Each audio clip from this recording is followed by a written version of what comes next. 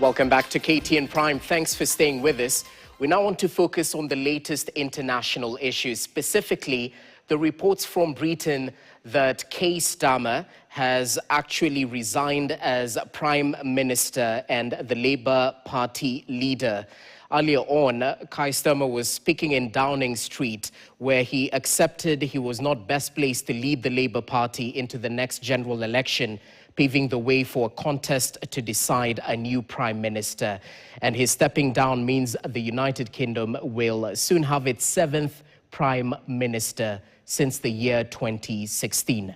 Now, Timothy Otieno joins us from the United Kingdom, specifically London, for an update on the latest developments on that particular side. Timothy Otieno, it's great to see you, great to have you with us. Thanks for making time. Let's just get straight into it, because Starmer might be remembered by some for rescuing the Labour Party after the 2019 election loss. He was elected the Labour Party leader in 2020, becoming Prime Minister in July 2024. And he now leaves, having served as the shortest-serving Labour Prime Minister in history. Well, what factors perhaps played a big part to his political downfall? Well, thank you very much, Jesse, and it's good to see you.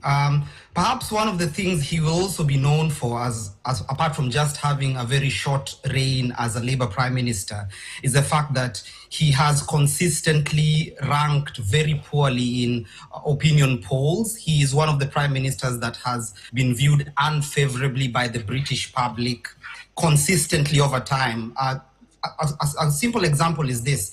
The general elections were held on July 2024, and a YouGov poll that was held 1 month later had placed his favorability at just 36%. Now, last week, Sir Keir Starmer's favorability among the British public was 16%, the lowest of the modern era, perhaps lower than Liz Truss, who was only in office for 44 days. Now, to answer your question, what led to his downfall, there's a number of things that have been building up to this domino effect that collapsed this morning when he announced his resignation. One was a number of U-turns he had made in some of the policies he had pledged he would do once elected into office. Key among them was welfare reform. He had promised that he would slash the budget for welfare reforms once Labour got into power. Now, as a result of the amount that was about to be slashed, about £4.5 billion, some of his own Labour MPs, backbenchers, about 120 of them, rebelled against a bill that had been proposed. They say they would not vote for it, and Sir Keir Starmer was forced to backtrack on that policy. Another policy he backtracked on was a winter fuel allowance, which is basically pay given to people who don't work or are on retirement age to be able to cope with energy bills during the winter season. He had proposed that he would get rid of that, and then he changed his mind. Secondly, aside from the U-turns, there was this appointment of the British ambassador to the US, a gentleman by the name Peter Mandelson, who later on, after the Epstein files were revealed, was found to have been a close associate with Sir Jeffrey Epstein. And as a result of that, his administration came under a lot of scrutiny as to how this gentleman passed the vetting process to be the top diplomat in the US of A. The last thing that led to his downfall was last month, there were a number of elections, local elections, that were conducted here in the United Kingdom. Labour saw the biggest defeat it has had in its history, including in places like Wales that had voted Labour for more than a century. Now, this loss led to a lot of pressure that ultimately led to his resignation this morning, Jesse.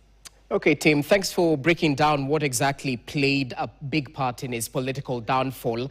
I really have to talk about this matter about 6 prime ministers in the last 10 years, because from outside looking in, it seems to be a leadership crisis in the United Kingdom. Talk to us about how you'd sum up the leadership issue facing the United Kingdom and the far-reaching effects, because 6 in 10 years is no small feat. It's not a small number, yeah?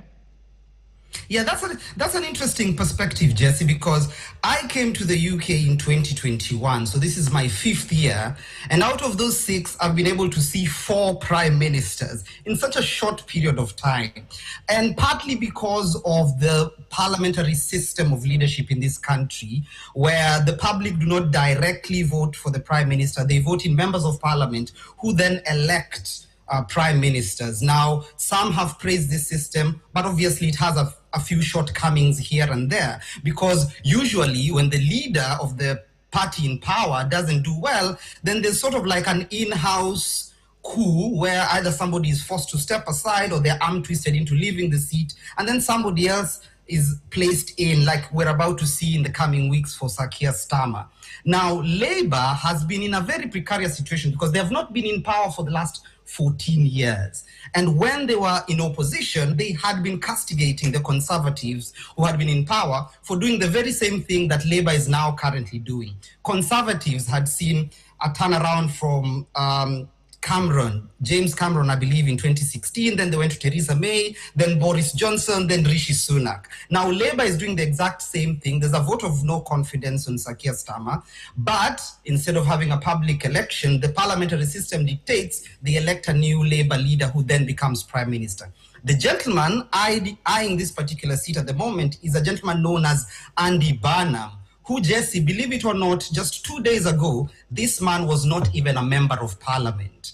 A by-election was held yesterday, I believe, or the day before. He won the seat. This morning, he flew into London, was sworn in as member of parliament, and is likely to be the next prime minister in the next coming days, partly because of his popularity, partly because Labour MPs feel like he's the unifying guy, the guy who would probably make Labour's policies move smoothly moving forward. It's an interesting system, but it's a system that they have been using for many years. Well, it's interesting how a new entrant might be the silver bullet to the Labour Party issues, but that's a story for another day. Talk to us about what next. You've already mentioned about one of the front runners from the Labour Party who might actually take up the Prime Minister's role. What exactly should Kenyans expect in the next couple of days? We hear this succession should be concluded by the time Parliament returns in September or even sooner. What should we expect in the coming days?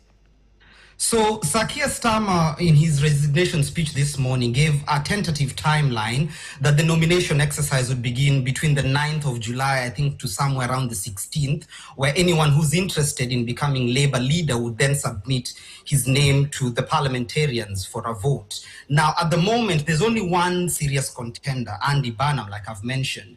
There was a gentleman known as Wes Streeting who had eyed the position. He was actually the former health secretary who resigned last month following the shambolic elections that Labour saw a huge defeat. But hours after his swearing in, that is hours after Andy Burnham swearing in this morning, Wes Streeting, who had also eyed the Labour leadership, said he was going to back Andy Burnham. So the timeline is Parliament goes on recess, I believe it's mid-July for the summer break, and then they begin a new session on the 1st of September. Ideally, they hope that by 1st September, we will have a new prime minister. The process is really simple. Whoever wants to be Labour leader has to get the backing of 81 Labour MPs. And if there's more than one person, then there'll be a contest where people air out their policies and then the members vote on who they think would work best to lead the country. At the moment, it only seems to be Andy Burnham who's interested. So there's a likelihood that in just a matter of weeks, we could be able to see a new prime minister if no one else chooses to challenge Andy Burnham in this leadership contest, Jesse. All right, Timothy Otieno, it's always a pleasure to interact with you. We definitely appreciate your input in terms of what exactly is happening in the United Kingdom, even as we try and make sense of the leadership changes and what exactly will be following. He's a journalist based in London in the United Kingdom, just joining us live in order to bring us up to speed with the latest. Thank you so much, Timothy Otieno. And that's how we see you, Jesse. Thank you. Thank you. We now take a short break right here on KTN Prime. Up next, the latest in the world of business. Keep it right here.